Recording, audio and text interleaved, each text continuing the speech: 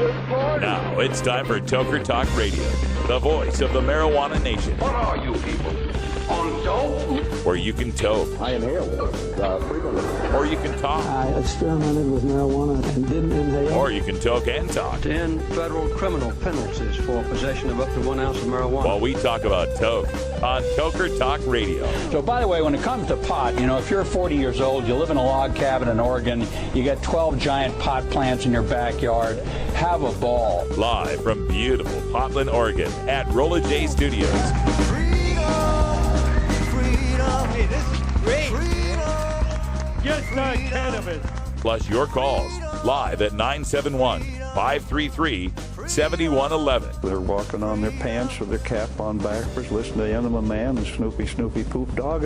What's to keep somebody from getting all potted up on weed and then getting behind the wheel? Gateway theory doesn't work. It's a reality. Holland, is it real? Don't tease me.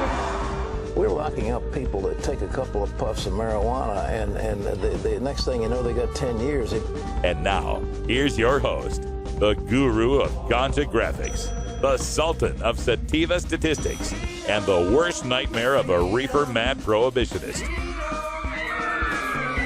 A polite, perspicacious, productive pothead with a propensity for PowerPoint. Radical Russ Belville.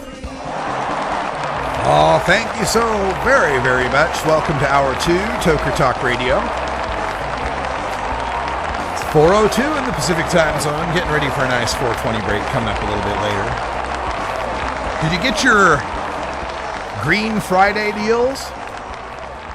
I got a Green Friday deal, actually. If you don't know what I'm talking about, people have been shopping this weekend. Apparently that's news. Did you know that people shop over the Thanksgiving weekend? Yeah, like all my news stations. We got 4, the big 4 affiliates out here, all with their local news stations. And all weekend, Thursday, Friday, Saturday, Sunday, everybody's opening up their news with shopping. Oh, it's Thanksgiving, and some people are some shops are opening up on Thanksgiving. Boo, boo to them. Ooh, it's Black Friday. Some shops are opening really early, and people are spending money and for spending less money on stuff. Ooh, it's Saturday, and so now it says for small businesses, people are out shopping. They're doing more shopping on Saturday.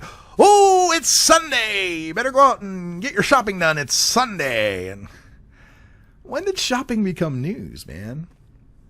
Look, I get that, these places open up and they make money and they reduce their prices, but man, when did it become news? Now, like, if they open a place up and people go nuts and, trample somebody and kill them trying to get a deal, now you have a news story.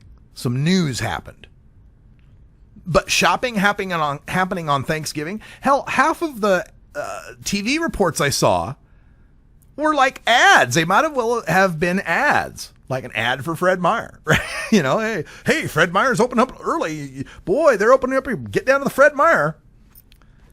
So I found it a little funny when the Green Friday deals came.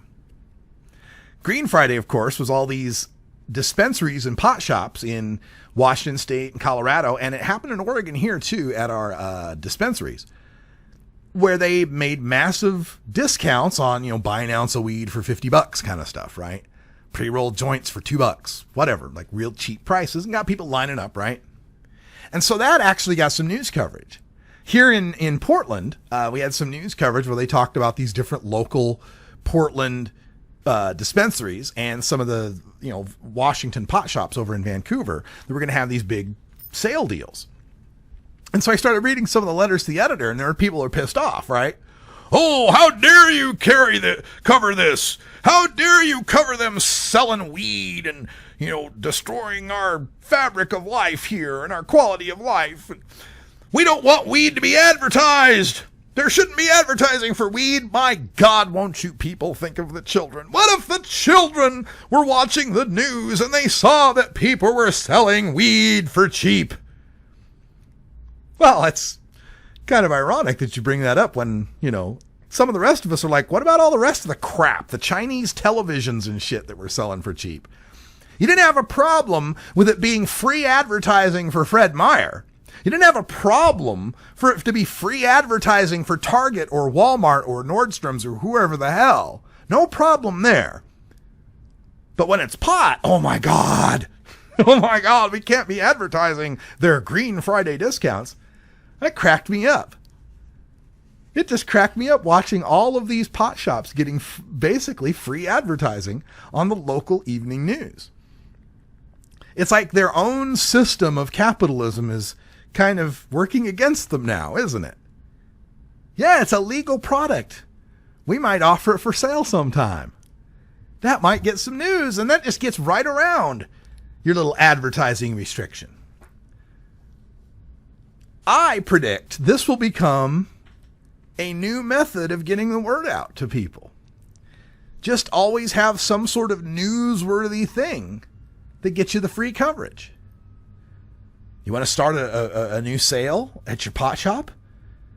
Hire Tommy Chong. Fly Tommy Chong in for some advertising thing for your pot shop. Guaranteed the local news outlets are going to run something on Tommy Chong from Dancing with the Stars coming to advertise the new pot shop. And it gets right around any of those advertising bans, any of those ridiculous bans they've got where we can't mention the word marijuana. We can't show a pot leaf. My God, what will the children think? What are they going to do? Go to the news station and say, hey, stop carrying all of this news. Stop carrying these stories on these marijuana shops. Because if they did, they'd be subject to that same limitation when we're talking about not carrying the stores, the Fred Meyers and the Walmarts and all of their free advertising throughout the holidays. What's good for the goose is good for the toker. That's what I say. And don't even get me started on the beer ads. We got Super Bowl coming up pretty soon, man. We'll talk about that. That's for sure.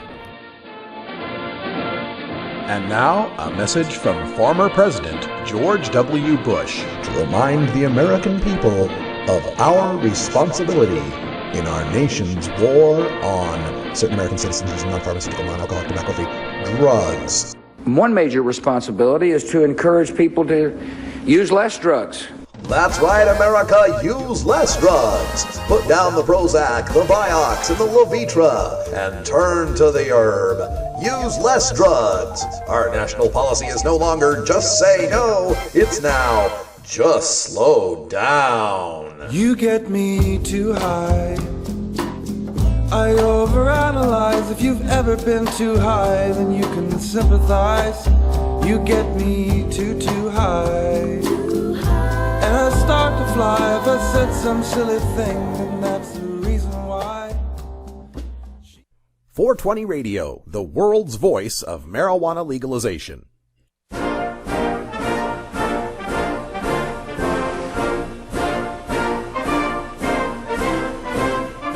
5 of the last 9 major party candidates to run for president, 3 of the last 9 vice presidential candidates, and the last 3 two-term presidents have all smoked pot.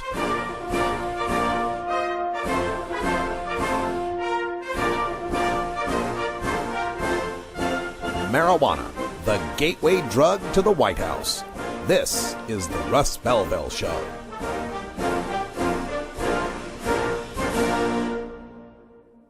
Drug Policy Facts with Doug McVeigh from Portland, Oregon. Replaying Fridays at 11 Pacific on...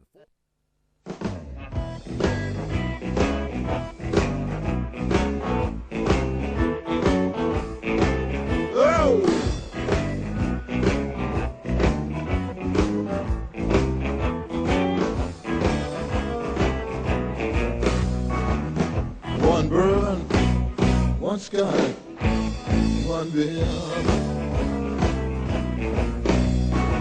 I said, hey, Mr. Watson, come here. Want another drink and want it now. Girl, she gone, she been gone tonight. I ain't seen the girl since not a full ass. Yeah, that's John Lee Hooker with the original. One bourbon, one Scotch, one beer. Of course, that was covered by George Thorogood, the Delaware Destroyers at one point. Great tune.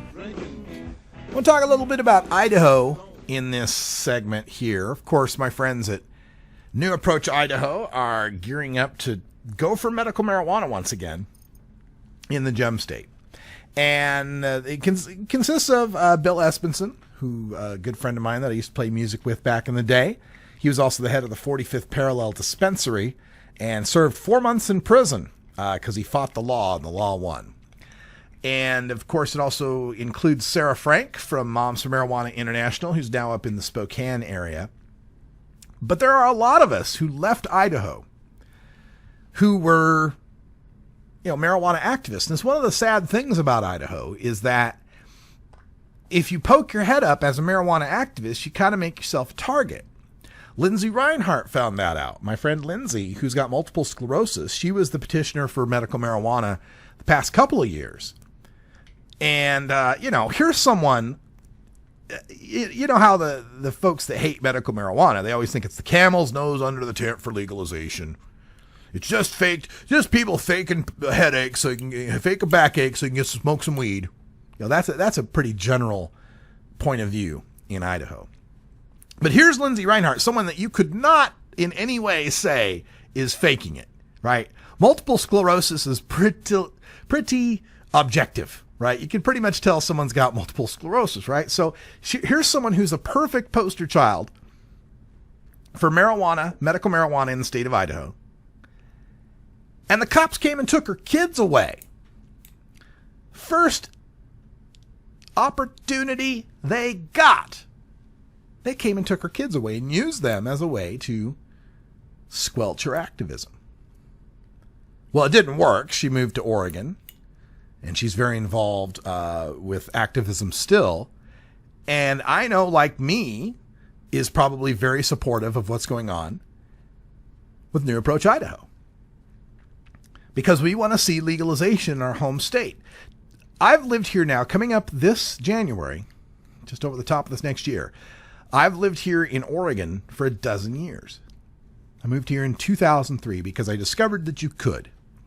That you can actually leave Idaho. There's no guards, there's no gates, there's no fences, there's no walls, there's no moats, there's no sharks with frickin' lasers on their head. You can get the fuck out if you don't want to live in Idaho. But that's a big decision because my mom and dad are still in Idaho. My mom's 67, my dad's 72. I don't know how much longer they've got on this planet.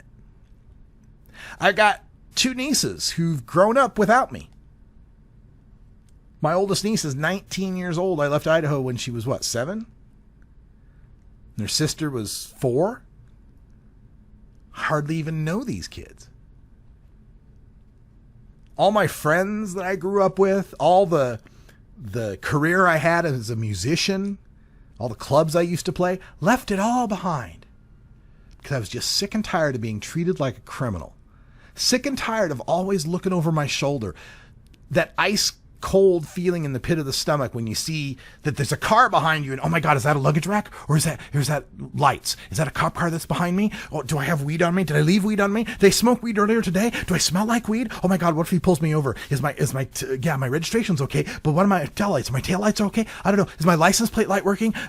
I just got tired of living my life that way. I got tired of feeling like every day there was the possibility of an encounter with law enforcement that would end with me in handcuffs. So many of us, like I said earlier, about 12 people I know, Idahoans, have left Idaho. And we pay taxes now in Oregon or Washington. Gladly, because those states don't treat us like criminals. But we miss our family, we miss our friends, we miss our home state. Hell, I'm a big college football fan. The last time I went to a Boise State home game had to have been in the early 90s. We were still playing like Sacramento State, I think it was that we were playing. Like low-end FCS teams. And now Boise State's this major national college football powerhouse. I would love to go back to Boise during football season. Take my mom and dad, go see a Boise State game right there on the blue. But I know that when I cross the Snake River that is the border between Ontario, Oregon, and Payette, Idaho, I know the minute I cross that river, I'm a criminal. And I know some folks say, dude, just don't take any weed with you. You can do without weed for a while. And I can. That's not the issue. Even if I don't take weed with me, I'm a criminal. Idaho is one of 3 states that has a law that makes it a misdemeanor, punishable by 6 months in jail and a $1,000 fine for merely being under the influence of marijuana in public. And how would they determine you're under the influence of marijuana in public? Through a piss test, of course. Which wouldn't tell you if you're really under the influence, but as far as Idaho's concerned, a single metabolite speck is enough to say that you're a criminal misdemeanor pothead, and you deserve time in jail. And I don't want to go back to that feeling ever again. So, as New Approach Idaho takes up this fight, I'd like to offer some words of wisdom, and I'll talk to these guys in person later, I'm sure. But I would offer these words of wisdom. Don't go for medical marijuana. I believe going for medical marijuana, I believe in Idaho right now, going for medical marijuana, that well is poisoned as far as the framing goes in Idaho. You start dropping medical marijuana, they're going to say, you mean like Washington and Oregon that had medical marijuana and then went on to legalization? Also, because the group, New Approach Idaho, is fairly transparent on saying, yes, we're going for medical marijuana now, and then legalization later. So you already begin in the minds of many conservative Idahoans, you're already behind because they believe that you're just doing this medical thing as a trick. You're doing it as a bait and switch, and they're not going to buy it. And you're already fighting against people who think medical marijuana is a fraud and a sham, as it is. That it's some sort of scam. So I think trying to go for medical marijuana in Idaho is just doubling down on what a lot of people already think is some sort of sham. Now, it might work. You might be able to pull it off. I mean, there is 74% support in the 2010 poll out of Boise State that said people would approve of medical marijuana in Idaho for terminally or seriously ill people. And that, I'm afraid, is what you'd get. I'm afraid in order to get medical marijuana by the state of Idaho, it would have to be so severely limited. It would have to be one of them Minnesota-style, no smoked weed, nobody gets to grow any, the state will hire a few growers and they'll process it into pills or oils. And you can only get it if you've got terminal cancer or a terminal illness or something a doctor can objectively prove. And it'll be such a tight, restrictive medical marijuana program that a lot of the people who could benefit from it wouldn't even be able to get into it. So I have a different strategy. I think the time for red states, what it is time for red states to go for, if they don't already have it, is not medical marijuana, but to bypass medical altogether and go the decrim to legalization route. Here's why. I think, well, you know what? I'm not going to have enough time to tell you why. So when we come back from our break, we're going to take a 420 break here. Get your minds all ready. Up your nanograms, because I'm going to up mine. You should up yours.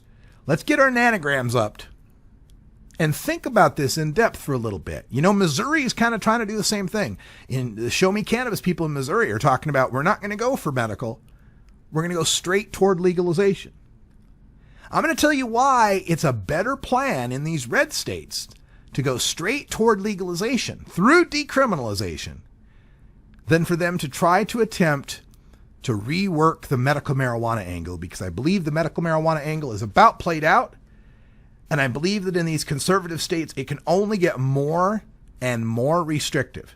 More New Yorks and Minnesotas are not what we need, especially after our resounding victory in this most recent election. We need more victories leading to 2016, not more defeats. Come and see the violence inherent in the system! Help! Help! up! I'm being repressed! That's right, you are being repressed. If you are a cannabis-consuming adult in this country and you're not living... Hell, no matter where you're living, you're being repressed, because even in Washington and Colorado, they still have limits on the stuff.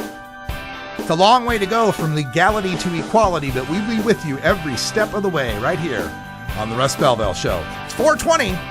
We'll be right back after we puff, puff, pass.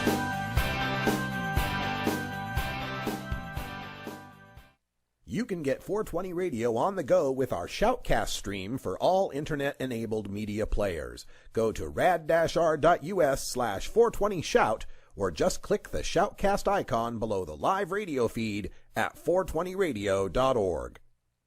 There's so much I worry about as a mom. Stephen Harper thinks that organized crime should continue to profit from marijuana prohibition. Imagine regulating marijuana like alcohol and cigarettes with a strong and clear educational message, making it more difficult for my kids and your kids to access. Drug dealers don't ask for ID. Stephen Harper does not have the kind of judgment we need to protect our children. Authorized by the Normal Women.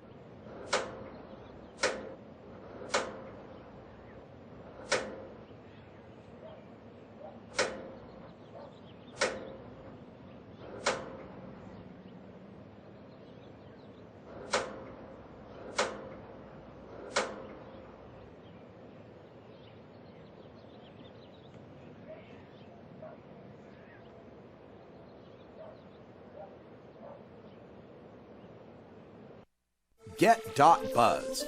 .Buzz is the internet platform that fuels community interest, excitement, and new experiences.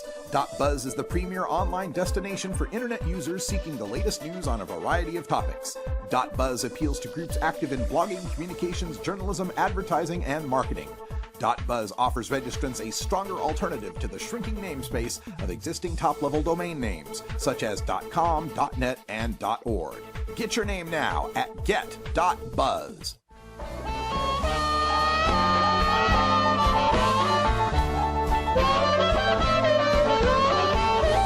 Everyone knows music and marijuana go together, so let's wind up our 20 after break with the Russ Belville Show's Daily Toker Tunes, the best in pod-safe 420 music from around the web. Today is Roots Monday, featuring the blues, country, folk, and jazz music that birthed the modern sounds we enjoy today. Now, sit back and enjoy your Daily Toker Tune. All right, welcome back, everybody. It's 23 after the hour. Everybody's attitude is a little better adjusted, and we go to the phone lines where Bacon Dan is waiting for us. How you doing, Dan? Ho, ho, holy fuck, it's chilly out. Yes, it's chilly. And how busy have you been at the Apple Store with all these Black Friday kind of deals going on? It's been busy, but not too bad. There's a lot of crazy people, as always, but I can't complain. I'm having fun teaching people how to use their stuff. And it was funny, I actually had a guy the other day ask me if there's anything, because he's so excited about the vote, if there's any apps out there that he could use to stay in contact. So not only did I give him Leafly, but the show app. Oh, that's fantastic. Thank you so much for doing that. Hey, I'm also wondering, you got your family, you got folks, back east. I know Buffalo was snowed in. What's happening back east there? Have you heard from them lately? Yeah, I talked to my grandma in Buffalo, so she's all okay. She ended up getting evacuated because of the storm, but she's 90 years old and she's tough. My folks are okay where they're at, so it's not too bad. They're won't get to see them this year for the holidays, but it's okay. Okay. Well, of course, we are in December right now, and we are experiencing the typical holidays of that season. You started us off last Monday with some Christmas music. You got some more Christmas music for us today. Tell us all about it. I do. This is one of my all-time favorites. Bob Rivers, The 12 Pains of Christmas. This song definitely hits home for me because, especially the bringing up the lights part, that was my stepdad growing up. He was a very nice guy, but when it came time for the Christmas lights, he would just get so pissed off, and I would just laugh and laugh and laugh. So definitely a fun song. Everyone's heard the song. Bob Rivers, radio personality for years, last based out of Seattle, and yeah, it's just a great song to sit back, toke up, and laugh your ass off to. All right, folks, stay warm, enjoy a nice bowl, and let's get the Christmas spirit on here. This is Bob Rivers with The 12 Pains of Christmas. We'll see you, Dan. See you later, bud. The first thing at Christmas that's such a pain to me is finding a Christmas tree. The second thing at Christmas that's such a pain to me, rigging up the lights and finding a Christmas tree. The third thing at Christmas that's such a pain to me, hangovers, rigging up the lights and finding a Christmas tree. The fourth thing at Christmas that's such a pain to me, sending Christmas cards, hangovers, rigging up the lights and finding a Christmas tree. The fifth thing at Christmas that's such a pain to me, 5 months of bills, sending Christmas cards, hangovers, rigging up the lights and finding a Christmas tree. The sixth thing at Christmas that's such a pain to me, facing my in-laws, 5 months of bills. Oh, I hate those Christmas cards, hangovers, rigging up these lights and finding a Christmas tree. The seventh thing at Christmas that's such a pain to me, the Salvation Army, facing my in-laws, 5 months of bills, sending Christmas cards. Oh, jeez, I'm trying to rig up these lights and finding a Christmas tree. The eighth thing at Christmas that's such a pain to me, I want Transformer for Christmas. Charities, and what do you mean your in-laws? 5 months of bills. Making out these cards. Edith, get me up here, huh? Well, we have no extension cords. Finding a Christmas tree. The ninth thing at Christmas that's such a pain to me, finding parking spaces. Daddy, I want some candy. Donations. Facing my in-laws, 5 months of bills. Writing on those Christmas cards. Hangovers. Now why the hell are they blinking? And finding a Christmas tree. The 10th thing at Christmas that's such a pain to me, batteries not included. No parking spaces. Buy me something. Get a job, you bum. Facing the in-laws, 5 months of bills. Yo ho, sending Christmas cards. Oh jeez, look at this. One light goes out, they all go out. And finding a Christmas tree. The 11th thing at Christmas that's such a pain to me, Stale TV special. batteries not included. No parking spaces. Mama, I gotta go to the bathroom. Charities. She's a witch, I hate her. 5 months of bills. Oh, I don't even know half these people. Who's got the toilet paper? Turn a flashlight on, no fuse. And finding a Christmas tree. The 12th thing at Christmas that's such a pain to me, Singing Christmas carols. Stale TV special. Batteries not included. No parking. Charities. Gotta make them dinner. 5 months of bills. I'm not sending them this year, that's it. Shut up, you. Fine, you're so smart. You rig up the lights. And finding a Christmas tree.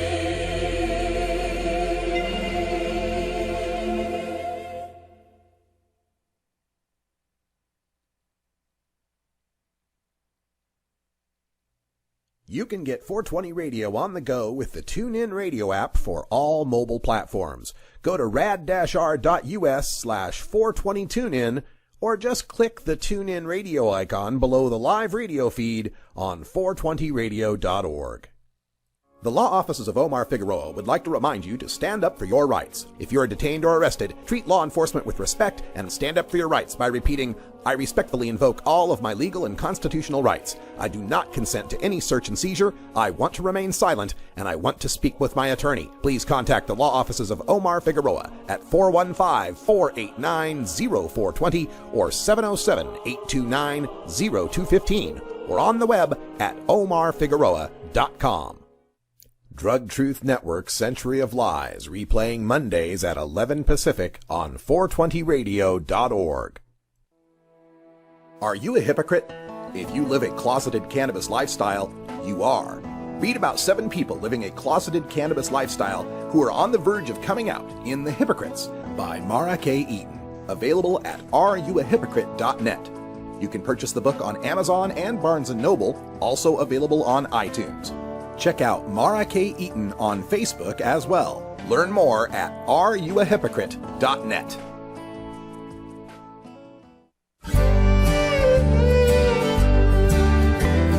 I smoke marijuana all the time. I start in the early morning and toke all night. You can stop by when you please. We'll sit around and burn some trees. But just remember 3 simple rules. Well, if you want to smoke with me. Well, rule number 1 is puff, puff, pass, or give it back. 'Cause I don't need some Bogart for smoking all my stash. And rule number 2 is for the slobber in your mouth.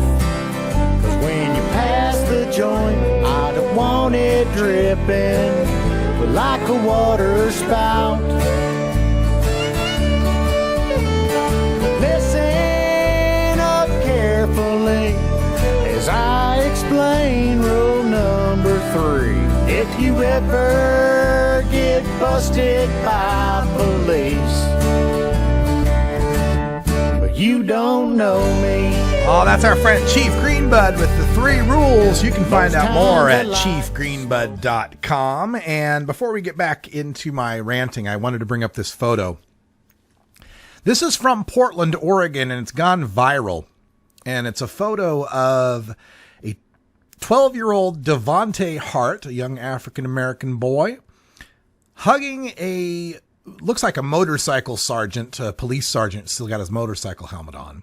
And this hug, of course, Devontae, the young boy's got tears in his eyes, and the officer's kind of consoling him. And this was at a Ferguson protest here in Portland, Oregon. The picture has gone viral, and I'm really proud of that fact for a lot of reasons. Number 1, I met this kid. I actually got a hug from this kid. I was at the protest, the first protest, the night of the decision, the second day, Tuesday. Last Tuesday. Devontae was there with the rest of his family, and if I remember correctly, it was a family of 4 kids, all African-American kids, with their white moms. Plural. 2 lesbian ladies, who I don't know if they're married, but they could be, who have adopted these kids and brought them out for the Ferguson rally. Now, the kids the first thing that attracted me to these kids was how slick they were dressed. I don't know if you can tell in the photo, but this kid is wearing like, what is that orange leather color? It's not orange, but it's kind of orangey leather, right? He was wearing a leather coat and like a, not a fedora. Is that a fedora? The Bear Bryant hat, right? Whatever style of hat that is that Coach Bear Bryant used to wear, right? Nice little aqua teal kind of hat. And his brothers and sisters were also just dressed really sharp, man. They look really cool. And Devontae had this little sign that he was carrying. It said free hugs. And so I, approached him and said, hey, can I get a free hug? And kid gave me a hug. He was really cool. He ended up talking to this police officer. The police officer had, according to the article here, Portland Police Sergeant Brett Barnum told the Associated Press that when he saw Devontae Hart standing in a crowd with tears in his eyes, he asked him his name and shook his hand. Barnum asked Devontae questions about his school, what he did over the summer, and what kinds of things he likes to do. When he noticed Devontae's free hugs sign, he asked for a hug as well. And that got photographed by Johnny Gwynn from the AP. Jennifer Hart, who's Devontae's mom, posted that on social media and says, quote, he's living fearlessly when it comes to the police and people who don't understand the complexity of racism that is present in our society.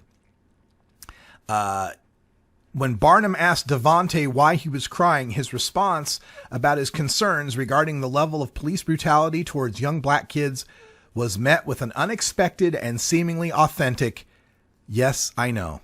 I'm sorry. I'm sorry. That's the cop telling the boy, yes, I know. I'm sorry. I'm sorry. Johnny Gwynn is a student at Portland Community College, and this is the first image he's ever had published. And the newspaper's editors purchased the publication rights and the photo, and that's why it's getting so much attention. You can find Johnny Gwynn at Chambers Visuals, if you'd like to get a copy, if you'd like to help support his work and get a copy of that iconic photo, again, of Devontae Hart here in Portland, Oregon, getting a free hug from a Portland police officer at the Portland protests over the Ferguson decision. That is as iconic a photo as you could possibly ask for, if you ask me. All right, let me get back to what I was talking about before the break, and that's my friends in Idaho who are with New Approach Idaho, telling the Idaho Statesman newspaper that they're going to go for a medical thing again, go for a medical marijuana initiative, because Idaho's an initiative state. Go for a medical marijuana initiative and then work their way toward legalization. Now, I think they can do that. I think, if they have money, if they can get the money together and then get the signature gatherers, you could easily get medical marijuana on the ballot in Idaho. My problem is that I have a feeling, or a fear maybe, is a better way of putting it, that medical marijuana might lose in Idaho. Or if it won, would be so compromised as to be worse than Minnesota or New York or Illinois. Now, the worst case scenario, of course, is if you put medical marijuana on the ballot in 2016 and it fails. Now, 2016 is going to be a big marijuana election. California will likely be on the ballot, possibly Maine. So we could have some big wins, but I'd rather not give the opponents any losses, and especially after Florida. Now, Florida will probably be on the ballot again in 2016 as well. And when Florida comes back in 2016, if it does in 2016, that is if their legislature doesn't do it. But if Florida comes back with medical marijuana in 2016, it's going to be more limited than what they applied in 2014.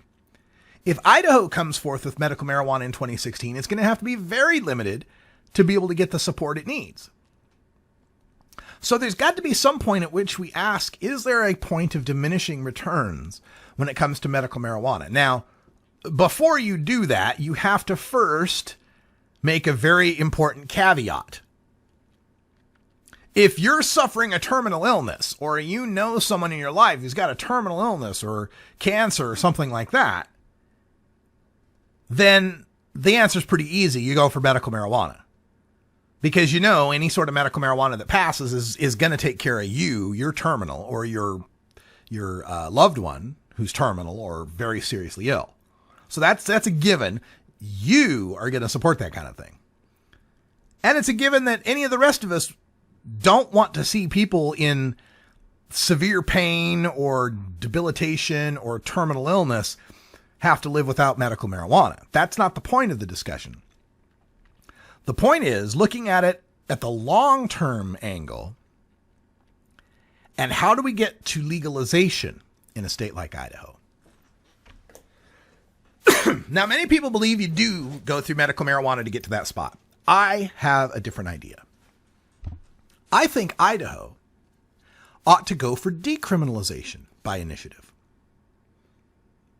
I don't think any state, well, there's been a couple of states that have done decrim by initiative. And I think Idaho would be good to do that, because I think that you can sell decriminalization in Idaho that benefits medical marijuana users and uses jujitsu to redirect Idaho's socially conservative, we hate hippies, we hate pot attitude, that you can move that in favor of decriminalization. Here's how. First of all, by going through decriminalization, you don't have to wade through the minefield of medical marijuana as it exists in Idaho. That minefield would be full of people thinking that it's fake and people pointing out how medical led to legalization in all these other states and so forth. That's going to be a hard sell in Idaho. But I think what you could sell is say, look, Oregon and Washington have legalized. I had an email conversation with my dad, who's still living in Idaho, and he kind of pointed out how Idahoans are kind of sick of the whole private prison game. There's been a big thing in Idaho where Idaho signed over its prisons to these private corporations that require them to have 90% occupancy. And Idahoans are starting to see their tax money keep going to building new prisons. And the governor there, an alcoholic named Butch Otter, keeps pushing for money for a new prison because, hey, they got to make more prisons. Because, hey, what do you know? When you imprison people for profit, you put a profit motive behind it. For some reason, you can keep ending up with full prisons. So he's telling me that Idahoans are kind of getting sick of this, private prison thing, and they're starting to see that as a negative. So I say, you come up to Idahoans and you point this out. Washington and Oregon have legalized weed. It's perfectly legal along the entire, 600-mile western Idaho border, all the way down Washington and Oregon. There are bound to be people bringing their weed from Washington or Oregon into Idaho. Why should Idaho taxpayers have to build more prisons in Idaho because Oregon and Washington legalized? Why should Idaho be forced to have to spend taxpayer money to feed, clothe, and house people who were legal in Oregon and Washington who happen to get caught in Idaho? Paint this as if we keep locking people up as these states legalize around us, we end up being the ones spending our money on imprisoning people for weed. Then you offer them the solution. The decriminalization initiative.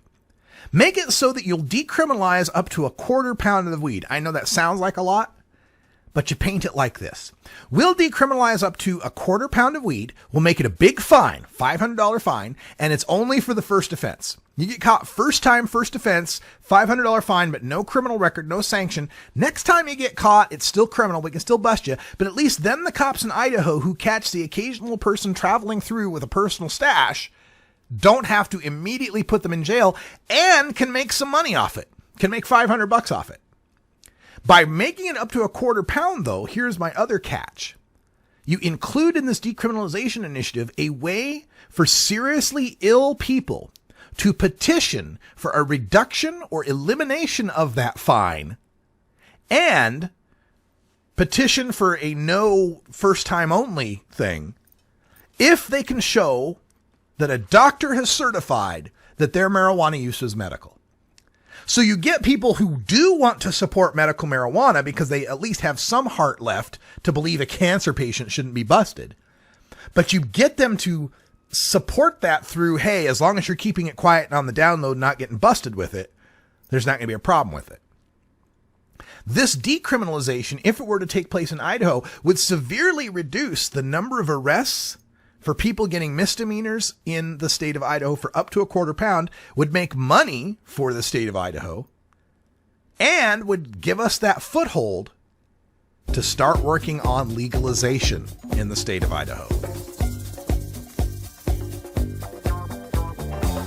Don't touch that dial. We're right back to Radical Russ in just a few minutes. Hey, does anybody really have a dial anymore? You're listening to The Russ Belville Show.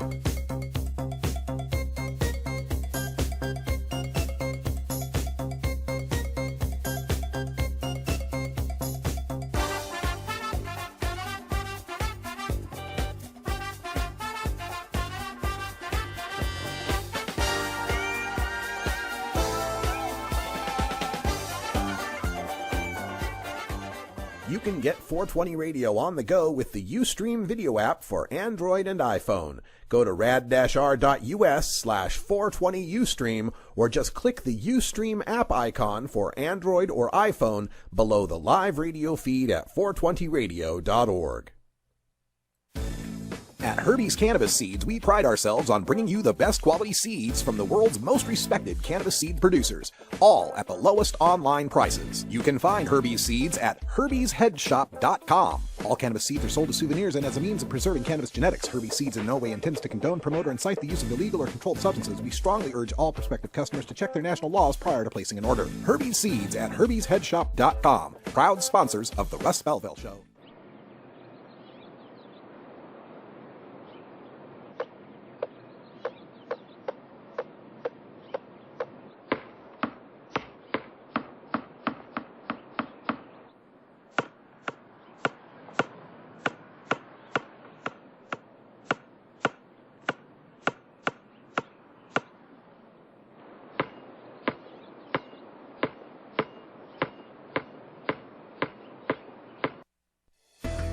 At Royal Queen Seeds, we've got premium feminized cannabis seeds, including auto-flowering varieties for the medical cannabis user. We've got bulk shipments available and new CBD oil. Plus, we accept payment in Visa, MasterCard, and Bitcoin, as well as other methods. Check out our website at royalqueenseeds.com for more information. We are located in the Netherlands, and we have online grow experts ready to help you now at Royal Queen.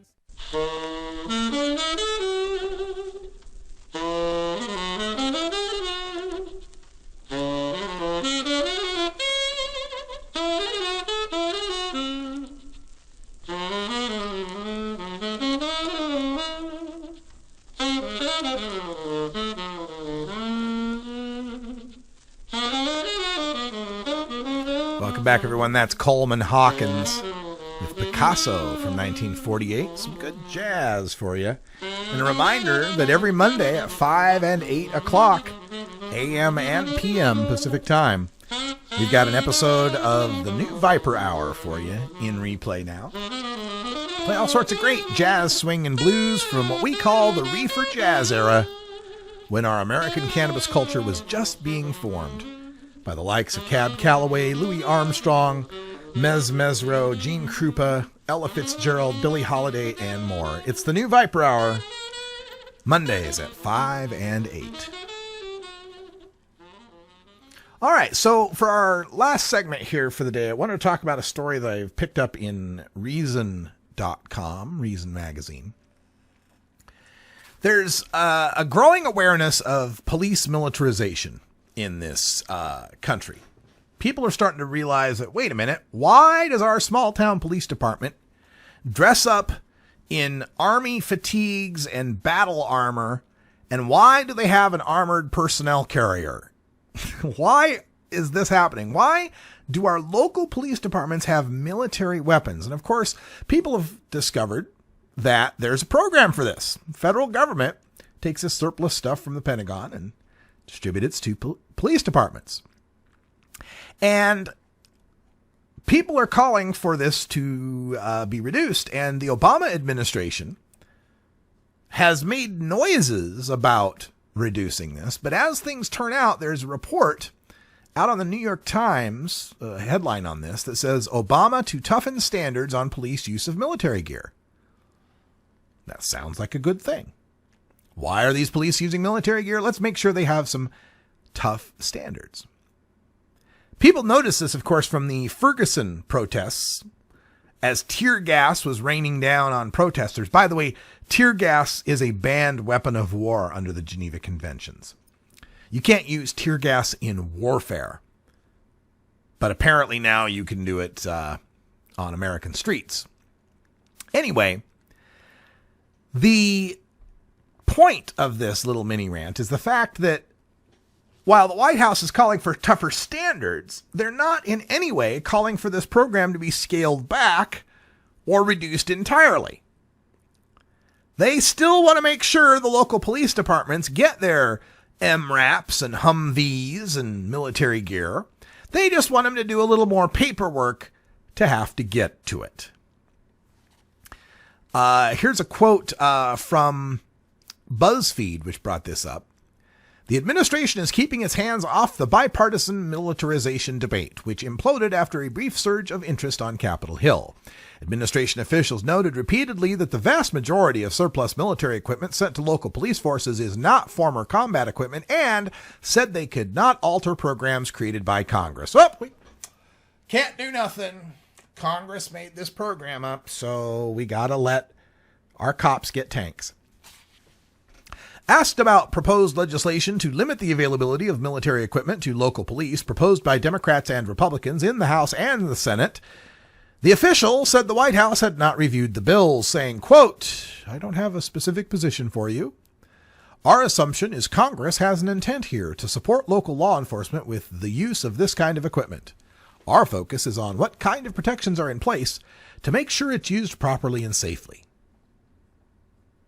So, it's not a matter of whether or not the cops should have the tanks and the Humvees and the armored personnel carriers and the body armor and the grenade launchers. It's not a question of whether they should have that. It's whether or not it's used properly and safely. Right. So let me just give you some numbers on how much we're talking about here. We're talking about 460,000 pieces of property, military gear, in possession of law enforcement agencies. 92,000 small arms, 44,000 night vision goggles, 5,000 high-mobility multi-purpose wheeled vehicles, Humvees, 617 mine-resistant ambush-protected vehicles, and 616 aircraft. So, the White House is just saying they should have to fill out more paperwork to get that stuff. Now, to be fair, the White House is also calling for federal grants to help supply body cameras to police departments across the country. You know, maybe it's not a question of whether or not they get this equipment, though I do have trouble trying to understand why a police force in small-town Keene, New Hampshire would need a mine-resistant vehicle. And I know there's conspiracy folks out there, Alex Jones types, will tell us about all the FEMA camps they're building. They're building all the FEMA camps and they're militarizing all the police forces in order to frog march us all into concentration camps. Which, it's funny to me. I laugh because I'm trying to think about how this works from the capitalism angle. Right? Unless the point of the FEMA concentration camps are to hold all the unemployed people. Maybe that's it. Because just the wholesale rounding up of people to put them in a enclosed space to make sure that you can pay attention to them and lord over them while they slave away at meaningless tasks for no reward. How does that differ from most people's jobs already? I mean, really? How does it differ from the guy who wakes up every day, drives himself to his cubicle, sits in his cubicle amongst hundreds or thousands of other cubicles in the building, or works in the loads and loads and loads of stock in an Amazon warehouse, or flips the burgers at a McDonald's, or stocks the shelves at a Walmart? How in the hell is that any different from what they propose to do with a concentration camp? Aside from the fact that at the concentration camp, they have to pay for your housing, and they have to pay for your food, they have to pay for everything in your clothing and everything else too. If you've already got the masses slaving away for you at very little cost, why add the extra cost of putting them all in concentration camps and having to deal with the security of such a thing? It makes no sense whatsoever to me. I digress. The militarization of our police and the mass incarceration of our citizens are the two big talking point issues for the rest of this decade. We've been dealing with this as a marijuana community out of necessity because that militarized equipment has been focused on us. and that mass incarceration oftentimes involves us. And I'm reminded of the Niemöller poem from the World War II era. First they came for the trade unionists, but I wasn't a trade unionist. Then they came for the communists, but I wasn't a communist, so I didn't speak up, right? You know the old poem. Well, we've been shouting about this police militarization. We've been shouting about this police viciousness, this law enforcement abuse that we've suffered. We've been screaming about the shredding of our constitutional rights. We've been pointing all of this out for decades now, and it's awful nice that the rest of polite society is starting to notice it. It's too bad it took the gunning down of an unarmed black kid and the subsequent racist review of his case, and if not racist, entirely lopsided review of his case by a prosecutor who was so pro-cop he might as well have been wearing a badge himself. It's too bad it took all that to get people to recognize what we've recognized for the past 40 years now. But this power, once given, is enormously difficult to take away. I wonder, with the end of mass incarceration, as we continue to legalize marijuana, I sometimes wonder how that system might manufacture more criminals to keep feeding it. What are they going to do? What laws will have to get passed? How many more patrols will there have to be to keep those private prisons filled up at the 90% capacity that the states have signed on for? Some people theorize it'll be DUIs. It'll be marijuana DUIs. We'll get them all with marijuana DUIs. Maybe. How do we dismantle this system? If you've ever been involved in a bureaucracy, you know that a bureaucracy exists to feed itself, to keep itself alive. It doesn't want to lose its budgets. It doesn't want to lose its funding. It doesn't want to lose its manpower, its staffing. So how do these drug war budgets and how do these drug war cops and this entire prison for profit system, how do we retrofit that entire thing? If we just change the laws about legalization, but don't dismantle that system will fight to find another way to feed itself. And what will it be? Especially knowing how much they know about us now, how much of our lives are online, how much they can find out about us. What will be the next way to feed that system? How do we redirect that system? I have some ideas. How about, putting some white criminal bankers in a prison cell? There's an idea. How about processing 400,000 unprocessed rape kits and catching some actual rapists and throwing them in prison cells? How about that? The clearance rate on homicides in the 1960s was about 90%. About 9 out of 10 times, if you killed someone, they'd catch you. Assuming you were guilty. Now it's around, 60, 40, something like that. It's significantly less. I think it's about 60%. Wouldn't you like that number to be higher? I'm not necessarily against incarceration. I think there are plenty of people out there who need to be put in cages to keep the rest of us safe. The problem is they're not pot smokers, they're rapists. Maybe we change to a society where there's not mandatory minimums for drugs, but there's mandatory minimums for violence. Think about that. Imagine if we put the same sort of mandatory minimum acceptance for drugs toward violence. No acceptance of violence whatsoever. Any violent act against another human being that cannot be shown to be self-defense, mandatory jail time. How would that change our society? I don't know, but think about that. That's all the time we got today. Thanks for joining us. Until next time, take care of each other, Tokers. This is the Russ Belville Show. The Russ Belville Show is blogging and podcasting daily at radicalruss.com.